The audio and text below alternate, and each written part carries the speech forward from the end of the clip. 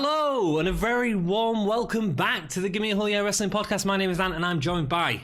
the Noam Dar to your Travis Banks. Don't mess up my head. Oh, no. Spill. And bringing the microphone back. Hello. I just thought I'd do some Noam Dar heel tactics. That was more Healy than Noam Dar in Travis Banks' match at Cardiff, which takes us nicely into our first match. Yes. We're doing an NXT Cardiff review. And Yes. thank you all so much, guys. Like, everyone that joined us in live stream, we had a right laugh. Yeah, it was really good fun. It was actually. good. It And really we had so many enhanced it for us. comments, so many people joining us for the stream. I think we had all in all, I think it was 197 unique viewers or something. Yeah, there's been that. 230 or something. That's it means so amazing. much, and you guys are still watching the video and stuff. Oh, really? And I imagine I rewatched part of our old our stream with the Mastiff match going on in the background. Oh yeah. We're really funny. We're like, oh, and I can't wait to talk about all that. So Yeah, stick it was around. great. We've also got an NXT UK series. If you're new to the channel, subscribe, have a look in our playlist. You can find it all there. Find wrestling content that suits you. Yeah, it's going to be just a nice quick recap over what happened and what our thoughts are now that we've had a few days to process it. And it's we're not gonna our go sort of through it. normal review where we sort of go into detail because we didn't write it down. We were drank just some beers enjoying and it. Enjoyed it, brother. Yeah, I drank some tea. Drink some tea. Noam Dar versus Travis Banks was the first match. It was. It was the first match. And the match happened. It happened. We both said it wasn't going to happen. And it We did got it happen. wrong because we are rubbish. Yeah. So our predictions went totally out the window for this one. I mean, well, we both said Banks was going to win it, so we was Nope, wrong I on said that as Noam well. Dar was going to win it. I'm sure you said I Banks. said Noam Dar. We can go back and watch the prediction if you like, but I said Noam Dar. Oh, look at you, you smug little devil. I'm very smug about it because Very Noam Dar smug. won. Oh, let's wait until we get to the tag team match. Cool. So yeah, I mean, what do we think of that match? The match. It wasn't great, was it? It was okay. It was fine. It was good. It was. Do you know what it was? It was main event of NXT, NXT UK Absolutely. level. That's what it was. But it was not takeover level. I don't think. I'd agree. It was. The rest of the card was so high. Our expectations from the Blackpool show was so high.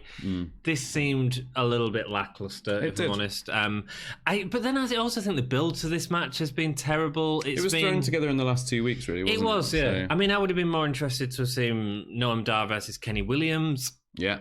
Devlin versus Banks again. Yeah.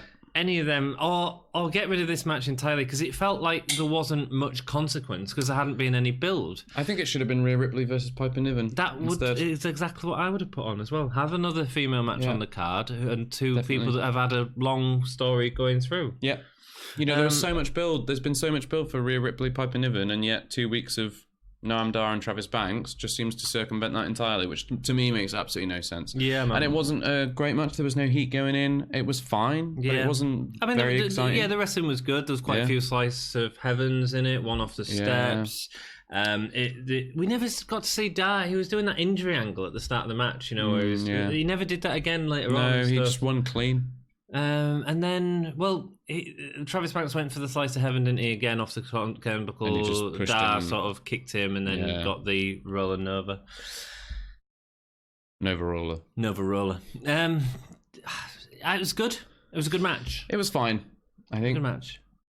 It was probably a better match than anything on most of the WWE pay-per-views, but then we just expect so much from takeovers. That's maybe the problem. I think the thing as well, though, is with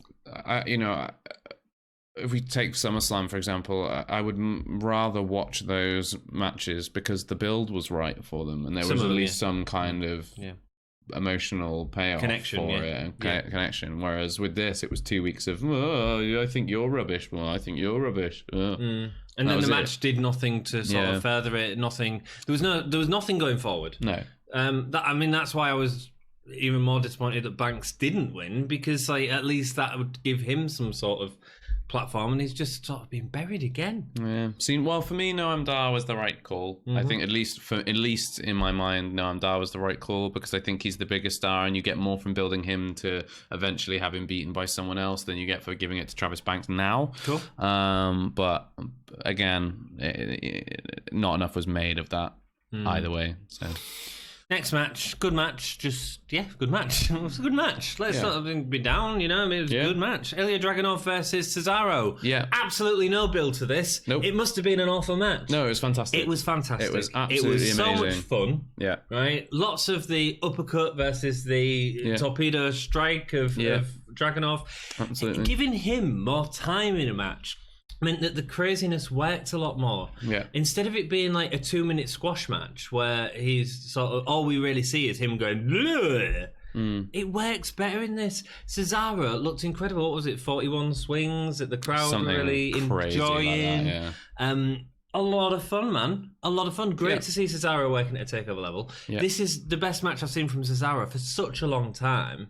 I mean, when you consider on Raw or SmackDown, he's knocking on the door of Aleister Black, and here he is, like putting on a wonderful wrestling man and having an audience that respects that and appreciates that. Yeah, I mean, Cesaro is one of those guys that is just. I can't believe that he's not been a world champion. Yeah. Like he's on another level in terms of ability. He's also charismatic. He can also, he can do promos. Like they're a little bit stilted at times, but they're not terrible.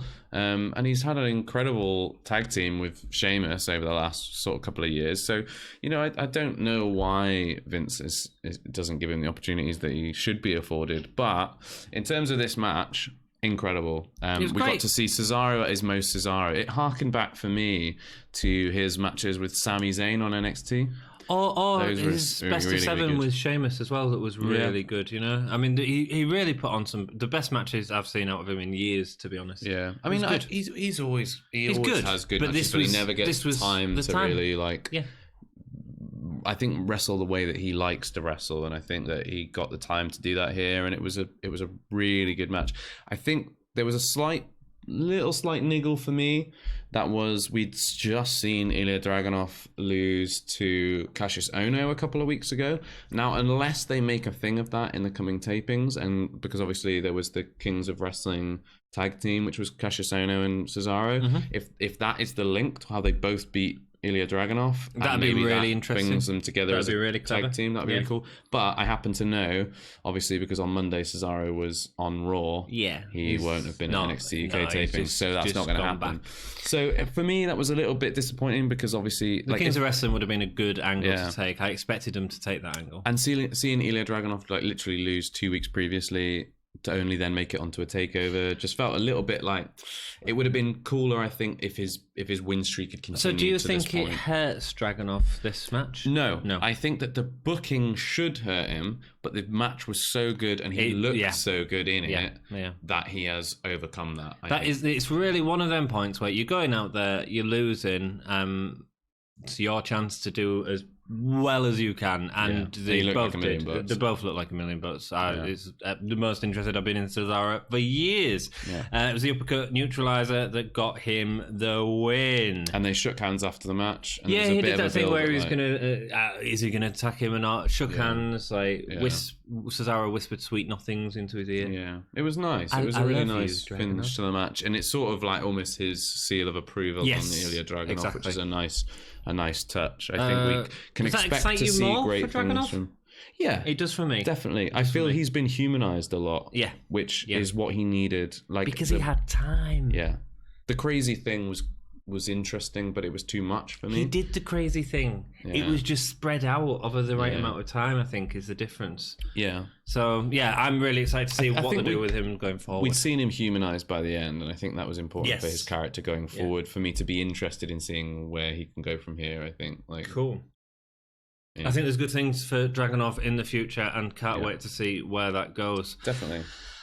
Before we talk about the next event, we also do a weekly NXT UK review show. Go check that out. We've got a video coming out this weekend, which is Who Booked It Better, and we're booking the debut of Eddie Dennis from NXT UK. Eddie Dennis is the biggest missed opportunity of NXT UK so far. Absolutely. There's also, we've done a three-way chat with Dom as well. We've just been discussing first time all three of us on camera together, so if you were ever doubting the fact that there might have been actually three of us and I haven't been Dom this whole time, now There is conclusive evidence that I am not actually Dom in Mask. But I might be Dom. You might be Dom. Yeah. No, because you've been on camera together. I know, but he could be Dom as well. I could be Dom. Well, you could be Dom, and he could be you in a hand mask. Could be something like that, man. Something like that. Yeah. Grizzled Young Vets versus Gallus versus the Welsh Wet Wipes. Thank you, the Welsh Wet Wipes. South Wales Subculture. Triple threat tag team match for the NXT hate triple threat UK tag team matches. matches. What a stupid stipulation. I thought it was going to be a... I was just in my head when they announced it. Tornado. I was like, tornado, yeah, it's got to be a tornado. And then it wasn't. And I was like, because it makes no sense. Why would you tag in? But actually, they did really clever stuff to get tags and stuff. It didn't distract too much. I don't know why they can't have actually have it as a triple threat. So you've got like one team on the apron down at this point, one on that corner and one on that corner. Yep. And then you've just got three guys in the ring and you can tag from any corner. Why would that not work? That'd work fine. Why do you have to have only two teams going with one team entirely out of the... I mean, it got completely broke down and didn't matter in the end anyway, which was sort of expected. So it should have been a tornado to begin with. It should have been, I don't know. Webster and Andrews, new tag champs. Yes. In Cardiff.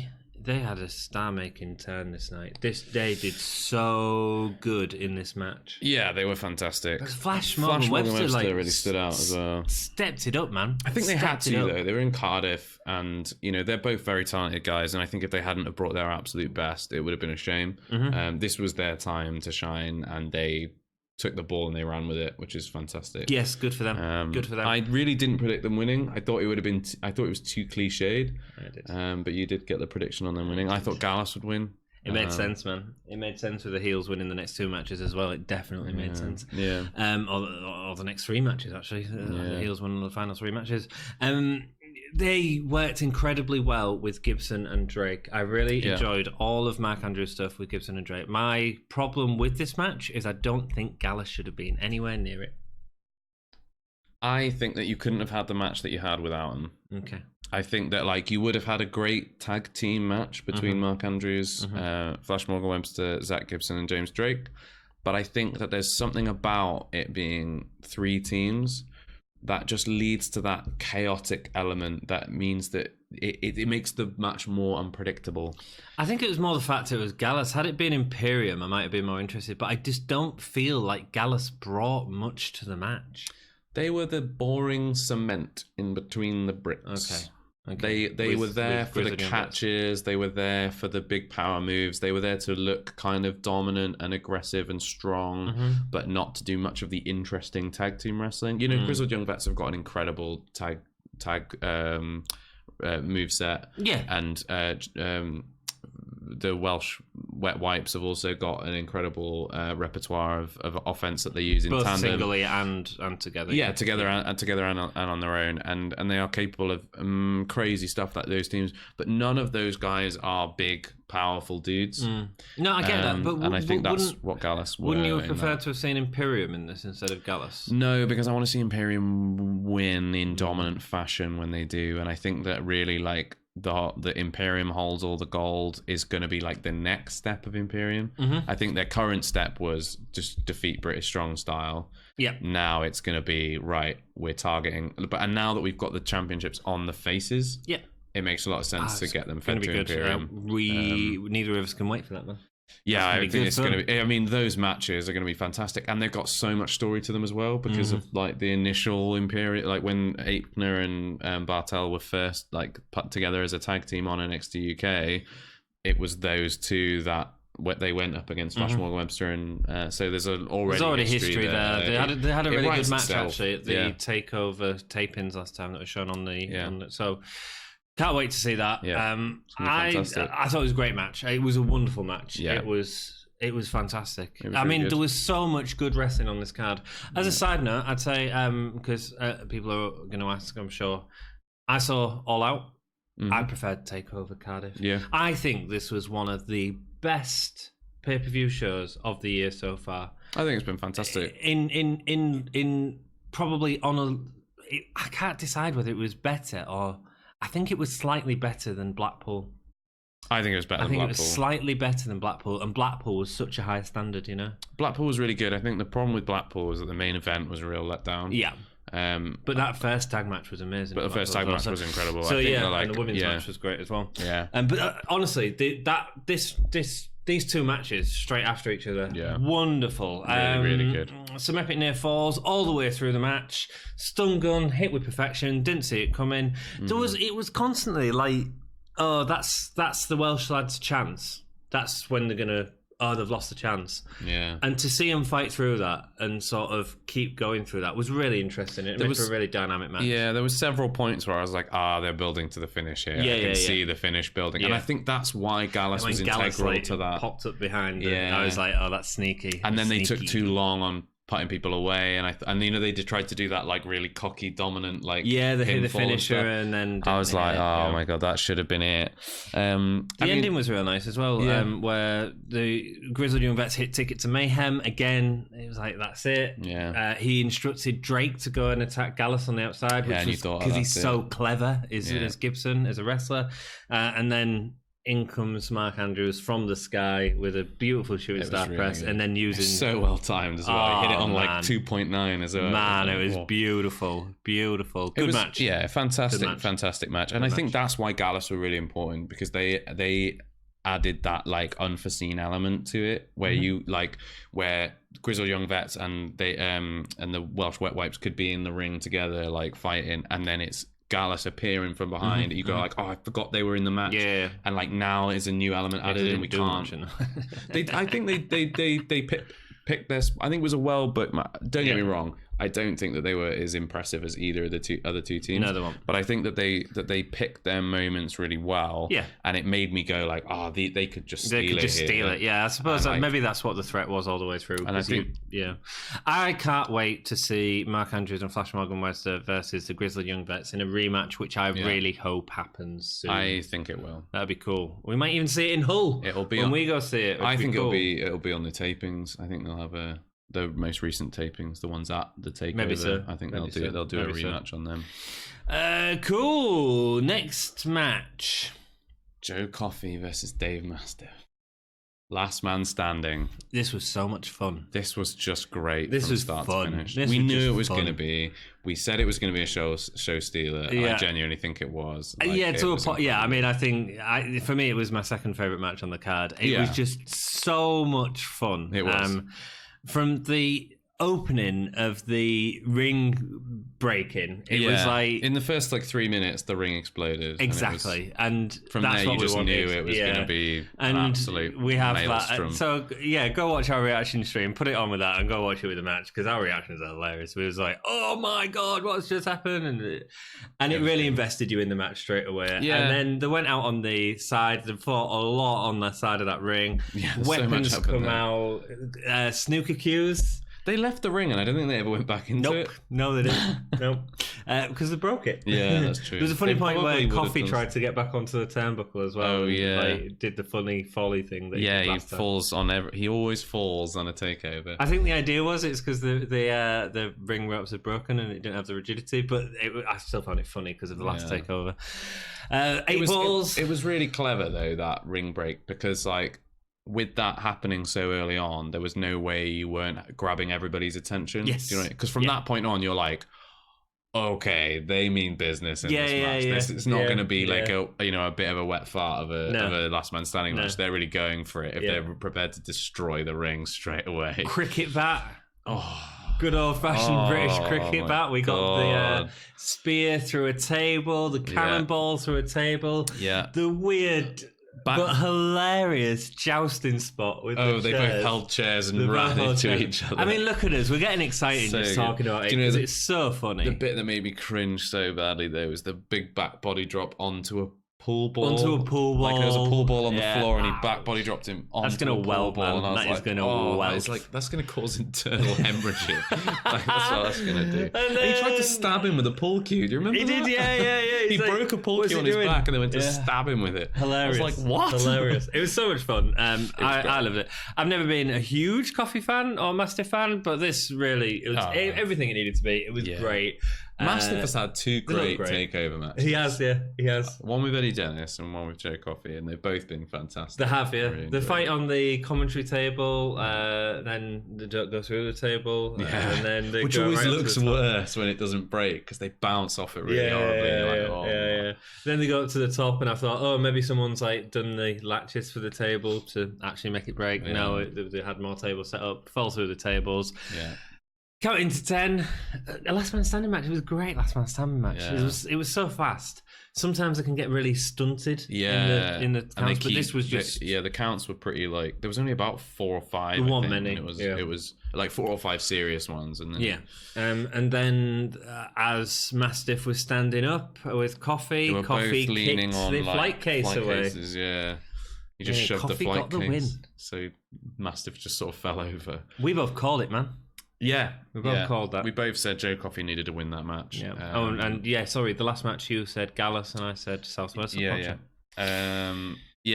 Coffey needed to win that match. I like the fact that he won it by being smart, not necessarily by because it maintains that Mastiff is an absolute bad bum. Yeah, but it says that he's got the brains, and that's Joe's why he's the leader. To of win Gallus. the match, I just kick this flight case out and then I win. Sense. It was a bit like the crowd was a bit of a wet fart at the end of that because I don't think they could see. I don't think they could see what was going on. So instead of getting, and you've also had this massive table spot just happen. So instead of sort of cheering, when they did a very similar spot with the Gargano and Ciampa last man standing match, but the whole crowd could see that, and I think that's a massive difference. The crowd couldn't really see it. I don't think so. I think that was the only real negative from that was that the crowd couldn't see it, so you didn't get like a big sound at the end of the match. But I mean, that's a very small. The only way you could have got away with that is by having him dominantly win and Mastiff getting counted out properly as opposed to the clever stuff. But hopefully the clever stuff plays into some story going forward, and that's what we want to see. Definitely.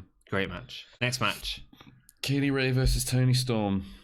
Oh, I just looked at the time on that match. How long was it? 9 minutes 52 for this women's title match. Yeah, it was about 9 minutes 52 too long as well. No, it wasn't. It to me, I had serious issues with it. My biggest issue is Kaylee Ray wins the title and she didn't look like a powerful heel during the match. I think Kaylee Ray didn't seem to be implementing enough heel tactics to take it from the wonderful babyface that is Toni Storm. Yeah. And there was no. Do you know what in these kind of matches, in these ones where there's supposed to be like a feud behind it, there's normally something that like causes the heel to win that is like based in some kind of like nefarious deed, or like they cheat to win, or there's something. Even if they win clean, there's something that kind of gives them the edge over the babyface. But what we got here was like a very standard singles match, where basically Kaylee Ray won because she got her finisher first and then pinned Toni Storm, and that was it. Do you know what's really interesting? Joe Coffey and Dave Mastiff was 16 minutes long. Yeah. This was 10 minutes long. Yeah. It felt like the Joe Coffey match, Dave Mastiff match was way faster. Sure. Yeah. Because it was just fun. And it felt about 5 minutes. This was just like, I think Kaylee Ray seemed to knock herself out at one point when she did that moonsault thing. She seemed a bit dazed. There's also rumours of Toni Storm's injury as well, that's potentially there as well. I tried to forget the rubbish build we've had that we talked about every week on our episodes and go into this match just to enjoy it. We tried. I didn't. Yeah, you kept saying to me, "Oh, it'll be a good match anyway. It'll be a good match anyway." Yeah. And I've been really down on the build to it, as well. And I was like, "Yeah, it'll be a good match." Like we even said to you guys on the stream, like anyone who was watching, we were saying, "Oh, this will be really good," and it just wasn't, was it? No, I was really disappointed. It didn't even feel like main event of NXT UK. It felt like an afterthought. But I guess that's what you get when you get 9 minutes. It did, man. It felt like a mid-match card on NXT UK tapings. It's do you know what? It's a shame. It's a time thing. It's just the fact that Kaylee Ray wasn't heel enough for me. She doesn't feel. You look at the other heels in the division: Rhea Ripley, Ginny. This was like Isla Dawn taking the belt, or like Nina Samuels taking the belt. But didn't. Go on. Let me put it this way, right? Walter Tyler Bate got 42 minutes. This got less than 10. I think, like, But I think what Walter and Bate did in 10 minutes, and it was way more. Yeah, but in 10 minutes, when you know you've got 30 still to go, you can achieve a lot of storytelling. In 10 minutes, but if you know that you've been heel. And maybe that's all you need to do with Toni Storm. Yeah, but 10 minutes isn't enough to sell a feud or a title match on that level. I think that it's fine to do you can achieve so much healing in a match that's 10 minutes long, but you can't do the blow off to a feud level of healing in 10 minutes. No, absolutely not. But there was nothing, and it just feels like they've just swapped the championships for no reason. Unless they're going to put it on a babyface soon, I don't know what they're doing. I mean, I don't know what they're doing with that women's division, man. I think that that Kaylee Ray needed to win that match, because I think they need to take the title off Toni Storm. That's fine, but it needs to be in a way that makes her feel like a champion, and she doesn't feel like a champion. It needed to be 15 minutes. Yeah. It needed some actual heel work from Kaylee Ray, which played into the story that they tried to create going in. Toni Storm needed to do all of her making us feel for her before the match, not after. Yeah, because she did a load of crying that they focused in on. But when she's lost the title, it's too late. We're not invested anymore. No. They just everything about this was wrong. Everything about this was wrong. But that was the one real sort of dud of the show. Everything else was amazing, and we'll give our full opinions on the pay-per-view after we've gone through our main... Oh, sorry, go on. I do want to say that I think it's a bit ridiculous that on a show where you've got... and I don't mean to get into too much into this gender stuff. But you've got 6 matches, five matches with guys, which equals up to well over an hour and a half. And you've got one match with women that's less than 10 minutes, 9 minutes 52. I think if you are, politics aside, if you are trying to create a stronger women's division, you need to give them time, man. Give them time. And Piper and Rhea would have been the perfect way to do that at the start of the show. You could have had Niven go over. Rhea's going off to NXT anyway. Have Niven go over and feel like, oh, well, at least we've got our contender for the match. And we have nothing at the minute. So we'll have to see where the tapings goes. I can't wait. We also had Tegan Knox there. Yeah, we did. I really hope that she is doing something on the tapings coming up. I'm sure she will be. I'm excited to see her in NXT UK and see what she brings. I think that her and Kaylee Ray have...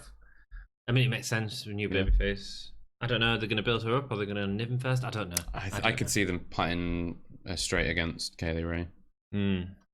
We'll see where we go from here. Tyler Bate versus Walter. Yes. 42-minute match.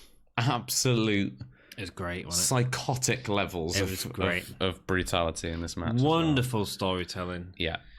So let me get the bad out of the way straight away. Okay. I had one serious issue with this match, which dragged it out of me out of the match a little bit, and it was that powerbomb onto the turnbuckle. Yeah. I get what they were going for. They were harkening back to the turnbuckle. Yeah. I don't see how they did it by mistake, because Walter seems very clean in the ring in terms of when someone's going somewhere, someone goes somewhere. Everyone botches every now and again. Yeah, I suppose. Tyler Bate whacked his head right on that turnbuckle. Medical assistants come over. And I get that the story after that was 20 minutes of Walter beating up Tyler Bate while he was in this dazed state, which is fine. But I was left a little bit too concerned for the health. That spot should never have happened. It was a conversation about it became a conversation about whether Tyler Bate was dead, or whether the match was going to have to be cancelled, rather than how good the match was. Yes, it's a dangerous spot. It was very dangerous. If it was going into the back, it just needed to be executed a bit better. It didn't need to be a release. Do you know what I mean? A powerbomb into the corner is fine. You can push them in. We would have known what was happening, and they can sell the back as much as he wants, but just to throw him and let his head hit the thing, it was oh man. I think that's my only bad of the match. Is that your only bad? I think. I have an issue with the finish. With the finish. Well, let's talk about the rest of the match before we go into the finish. Yeah. Wonderful. Yeah, incredible. Absolutely incredible. So you really got behind Tyler Bate. Yeah. It really built up that sensation, and this felt like the two guys, the big giant and the David and Goliath, and I know that gets used in wrestling, but this feels like one of the best big men versus small men matches for so many years. Absolutely. I can't remember a suplex or slam or a forward slam, what I think it was, wasn't it, by Tyler Bate? Yeah, like a scoop slam, wasn't it? It was. which is very similar to Hulk Hogan and Andre the Giant. There was and a lot of nice like references to those kind of matches, I think, throughout, which was really cool. This was like what Hulk and Andre the Giant at WrestleMania 3 should have been, and wasn't. But you know, it was incredible. Absolutely, I love the angle of Tyler Bate coming out with that fun and that silliness and that sort of rolling into the ring and throwing a towel onto the ring and all the stupid Tyler Bate stuff that is completely against Walter's sacred ring, and him trying to use the silliness at times, like the bop and bang, but it getting caught and getting chopped down completely. I love that, man. I thought it was such an interesting dynamic. Absolutely. I mean, you couldn't have picked two better wrestlers, I think, for your main event of this takeover. You know, Walter is just incredible, like, and he has been since the day he debuted. Great. I think that his debut, actually, I was a little bit like, they put him against Jack Stars. This is like not as interesting as it could have been. But they've really recovered with his booking, and he's been booked to just be an absolute beast, which is fantastic. Tyler Bate is just... Is he the best, like, out-and-out face that the company has? No. I think he might be. Yeah, that's cool. I think you can make an argument. I'd probably say Gargano. I think Gargano's great. Well, yeah, Gargano's definitely up there. I think those two for sure. Main roster? Oh no! God, anyone that you like more than Tyler Bate? Oh, Seth Rollins. Not really. Do you know what I mean? Tyler Bate, like, not only has he got that absolute star quality about him, but also he's definitely supposed to be a babyface and is a babyface, and people want him to be a babyface. Like, how often do you now see like babyfaces get rejected in favor of cool heels, which absolutely could have happened with Walter, but it hasn't. Easily. On the basis of both of them doing incredible character work, you got into the match. We went into this match knowing Bate isn't walking out with that championship. And by the end of it, we're chanting Tyler Bate, we're involved in it, we're excited. I just want... This could be it. I don't care about my booking ideas anymore. I don't care about like what my prediction was. I don't care about any of that. I just want Tyler Bate to win. And that is absolutely what they... We got the big strong boy moment. Yeah, we've got a few of those, didn't we? And they were fantastic. When he finally got him up for the airplane spin, I was like, this is great. No, and it was. And it felt that believable that you could get invested in it, and not a lot of people can do that. So good work on both of their parts. Leads us on to the finish. Yeah. So Walter wins with a lariat. Yeah. After what was it? He powerbombs him and Tyler kicks out at one. And it was like one. And Walter's like, oh my god, what do I do here? And Tyler Bate is like getting himself to his feet, and he like staggers into a lariat, which in fairness does turn him inside out. It does, yeah. And Walter gets the pin. Now, I am in two minds about this, because I like the idea of like being able to win a match with something that isn't strictly your finisher. I think that like, it is other people's finisher as well. It is. Look at Joe Coffey. Yeah, definitely. And I think that can be a really good thing, because I think too often like we get the obvious. You know when someone's going to win because of the... And like, I genuinely, in that moment where he kicked out the powerbomb at one, I was like, oh my god, we're going to see him Hulk out, and then he's going to like beat Walter, and I was like really excited, and then it was like smash 1, 2, 3. Oh, but is that maybe why it bugs you so much, because they actually built up your expectation to have it dropped so quickly that it feels deflating? Definitely, I think it was deflating, but I think also like I think that there's a better ending to that for Tyler Bate. Okay, like I think if you kick out of that powerbomb at one, and then he gets up, and like he doesn't need. Do you know what it could have been? It could have been a Shawn Michaels slapping Undertaker in the face moment. You know, in that match where he takes a tombstone, he kicks out, and then he like crawls up, and then like Undertaker's like, "Why won't you stay down?" And he just slaps him, and then he puts him down with like a jumping tombstone, and then like gets the pin, and it's like, okay, like now it's over. It could have been that moment, like Tyler Bate kicks out at one, and then like bop and bangs him or something, and then Walter's just like, no, I've had enough of this, and just powerbombs him like 3 times or something, and then pins him. That could have been a wonderful, wonderful finish. It just felt like a little bit like the rug had been pulled on the match right at the end. Yeah. Like, I think that was the intention. I think it probably the was. intention. And I quite like that as well. But for such an iconic, because that could be an iconic match. Yeah, absolutely. I just don't think that's an iconic finish. I know what you're saying, but I enjoyed the surprise of it terms of wow. I was speechless. Like, don't get me wrong, I was speechless for like you see it on the stream. I'm there like that. Yeah, for ages. Like my mouth hanging. I realized that I was like, and I wasn't answering your question. You were asking me something, and I was like, it was Gargano, and it was it was great. Like it was it was a fantastic match, and it definitely fooled me. And I felt like at the end, like, oh, like the rug has been pulled out, but it wasn't. I didn't feel like, oh wow, what an amazing finish. Like, and although the guy didn't win that I wanted to, like, oh, at least he took like 3 power bombs for him just to like just absolutely obliterate him. Like, he might have killed him after 1, but like I was just like, clothesline just feels like a bit after everything we've just seen. You felt a little bit deflating. It feels, but just I think that was the point. Yeah. It was Walter. It can just at any time that one move can put you down. British Strong Style coming to the ring at the end of the match and give Tyler Bate a cuddle. Yeah, they all have a little cuddle in the ring. Bye bye. American Pie. Do you think that's going to be it for British Strong Style on NXT UK? I think they'll make appearances, but yes, I do think they're all going to NXT. I think it makes sense. Imperium are done with them now. And actually, I want rid of them for a bit anyway, because I want Imperium to be the dominant one. And I think if you have British Strong Style still around, it'll take away from that a little bit. Yeah, and where did British Strong Style go after this? Exactly. Like, the tag belts have just gone to Mark Andrews and Flash Morgan Webster, so Trent Seven and Tyler Bate have got nothing to go for. I think it makes sense to put them on NXT. And it's funny because in the predictions you hated the idea of that.